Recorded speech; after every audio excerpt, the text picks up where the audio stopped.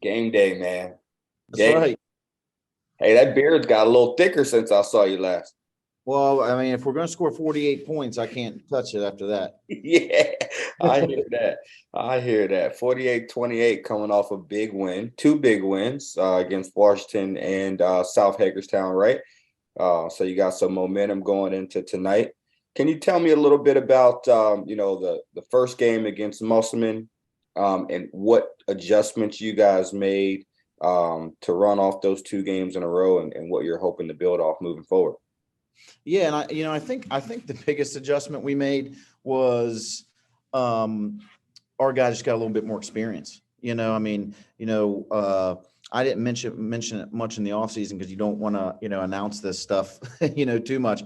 But we had 5 new starting offensive linemen going to that game. Mm. And most of them had never saw any varsity experience until that Musselman game. So, we definitely, we're seeing some development from those guys up front. Obviously, it's not where we want to be. At the end of the day, we want to be perfect. So, I think really a lot of it's just been a development of those guys up front, and that goes with the skilled guys too. We have a lot of new kids and new positions and things like that, and that first game sometimes you don't know exactly where your guys fit into the puzzle. So I think a lot of it's more been guys kind of falling into their roles and seeing where we can put guys to where we have the best chemistry out there. Absolutely. Are you just seeing like the confidence too, just going up week to week? The team morale, the guys rallying, coaching staff rallying, everything seems to be clicking right now internally. Oh yeah, yeah, it does. And that's been a beautiful thing to see. Once again, Spring Mills as a whole is so new. And this will be my 3rd year here now, and we took a lot of steps, from year one to now to get the chemistry, from top to bottom, from coaching staff to players to community to teachers, administration. There's been a lot of work that at a lot of schools you don't really have to think about as much. It's just football. And that was one of the things that I've enjoyed the challenge of that. But yeah, no, I mean, team morale's good, but team morale was good after Musselman. And that's something we've talked about. Win, lose or draw. We're going to stick together, Yeah. and we're going to work to develop and make each other better. And we're creating a brotherhood, man, and it's been special to see. Absolutely. So, what players are playing really well for you right now that you hope keeps the train going? We get the beautiful thing is we got a lot of guys. Alex Eaton obviously had a huge week last week. He had a big week at Washington around the football. And he's that guy. He's a one cut hitter. At the running back position, he runs through an arm tackle, can make one guy miss, and that's the difference. Mhm. But on defense, Sam Stotler's been. Senior Sam Stotler's been, just an animal. Last week he had 15 tackles, and almost every tackle on special teams as well. Wow. So, yeah, this is a kid. I mean, he's flying all over the place. Um, he's definitely the heart and soul of defense.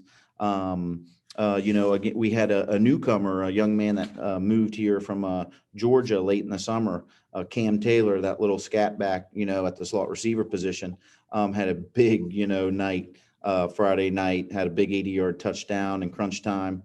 So he's playing well. And, Max, obviously we've struggled a little bit in the passing game at times, but it's Max's leadership that's so important, and his command, of the huddle and things like that. But he's also ran the ball very well, having that option to run the ball out of the backfield. So Max is playing well up front on the offensive line. Todd Claxton, left guard.